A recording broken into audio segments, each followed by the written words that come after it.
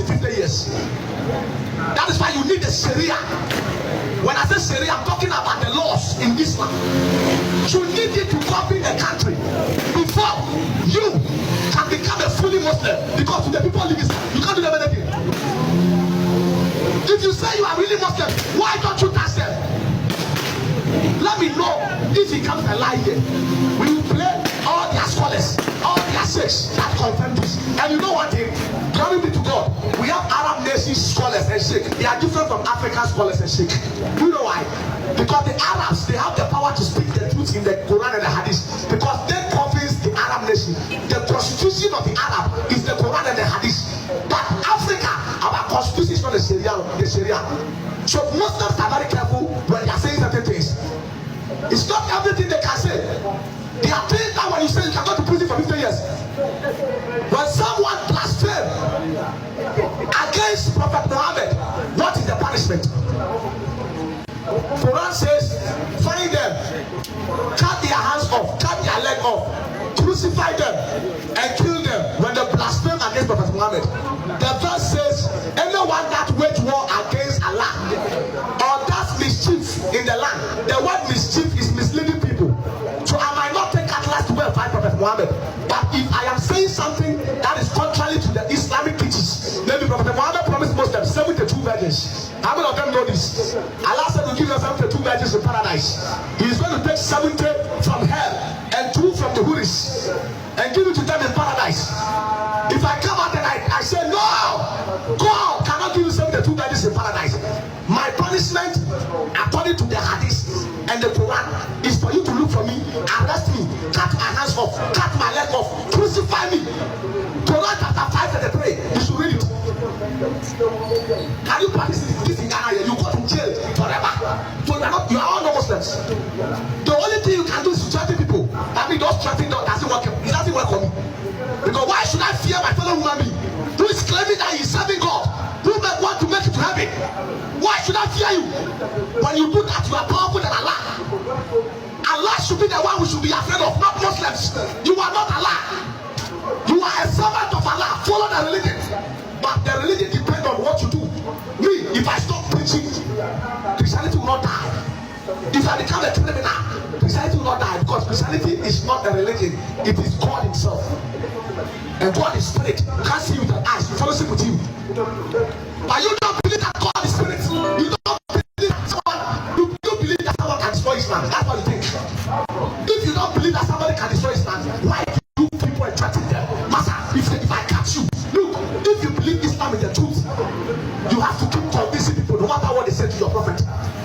No matter how they treat them, there might be ignorance, you teach them. There might be fools, you must teach them.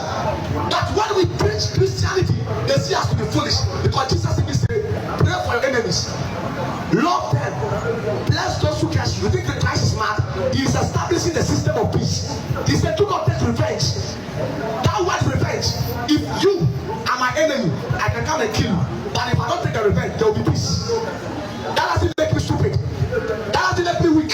He said, you have to be fighting and kill and be killed. I'm giving you the message. He is going to go into Old Testament. And I'll come and use an Ebenezer to destroy his argument. He doesn't know that there are 2 covenants in the Bible, the same God. But the killings in the Old Testament, the war in the Old Testament. I told you that according to history, people have the right to go to war. But the war in Islam, the killing in Islam, is not just people fighting you. You have to fight them and make them Muslims. England, they are shouting Sharia laws. Why are they shouting Sharia laws in somebody's country? Why are Muslims shouting Sharia law in someone's country? Someone opened their door for you to come and stay there. Now you are shouting Sharia. It means without the Sharia, Muslims cannot be Muslims. If the Sharia is implemented, that is how they can be fully Muslims. If you marry a 6 years girl, the policeman is standing there. He will arrest you. It's called child marriage. It's called rape.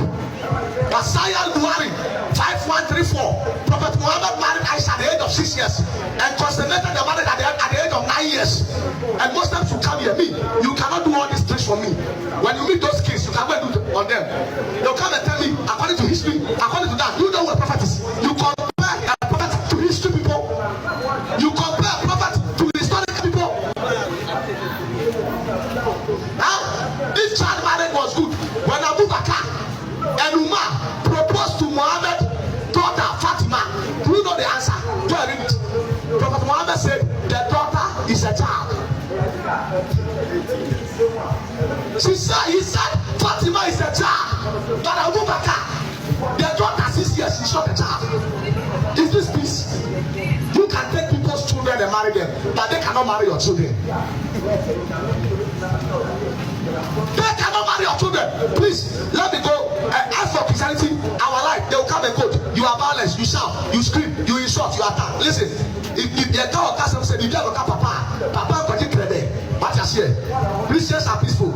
I mean, I'm not that type of Christian that is saying, I am peaceful, so I will allow you to destroy peace. If we destroy peace, there is no purpose of me calling myself peaceful. I am a mad Christian. I am a stupid Christian. If I claim that I am peaceful and I cannot protect the peace and defend the peace, I am sitting here because I want to defend the peace of the world and prove to the world that Islam is a threat to the peace of the world. Their character tells it all. And I'm putting it in your book. Quran chapter 5:33. If anybody blaspheme against the prophet, that's mischief. Maybe Muhammad said something. I say it's a lie. When I'm in the Sharia law country, they will come and arrest me, cut my hands off, cut my leg off, and they will crucify me. Is this from God? Jesus was insulted in John chapter 17 verse 20. Jesus was insulted in Matthew chapter 27 verse 39. Jesus was insulted in Matthew 27 44. Jesus was insulted in Mark 15:29. Jesus was insulted in Mark 15:32. Why did Jesus Christ say, go and kill them? Why did he say, go and find them? Why you? The moment you hear somebody be put in Quran, one lie, we are coming after you. My brother, that's for peace. You are coming after who? That is terrorism. If you think what I'm saying is bad, then stop it and leave this religion and find the right peace in Christ. All the hadiths that I'm putting down, write it down, please. Write it down. Let's look at something as Sahih Al-Bukhari 50:57, and let's compare it to the Bible that they keep saying is corrupt with no evidence. If any Muslim can give me evidence that the Bible is really corrupt, I'll become a Muslim. There is no evidence. What your prophet confirmed cannot be corrupt. If it is corrupt, your prophet is corrupt because he confirmed it. And if your prophet didn't confirm this Bible, then bring the original Torah and the original Injil. You cannot scheme in the presence of God's general. That is why I will remain your nightmare forever. Buhari 50. Please, everyone, listen to these things. 50:57. What I am saying here, I'm not talking about war. People went to war. Remember my statement. I know the damage control. You think Awa can never debate me? He's a kid. He cannot. I'm telling you. You think Awa cannot debate me? He should come. He should not come. We don't have time. I don't want to go there. Now listen to me very carefully. You will come and be quoting Old Testament and be quoting war. I said war is allowed. When people come and attack you, go and attack them according to the Old Testament. They went to war. They didn't fight religious fight. They never went to fight people say, come and attack today. What is that? Quote one verse in the Old Testament where people went to fight people and conducted them. I'll give you Quran verse. Read it. Quran 9:29. He said, fight all those who don't believe in Allah. If you are fighting your enemies, I have no problem. Why must you fight them to believe? Or you don't understand the word. Fight them to believe in Allah. Why must you fight your enemies for them to believe in Allah? Is Allah so useless? He's not powerful. You don't say that he's powerful. If Allah is almighty, he doesn't need you Muslim to fight for him.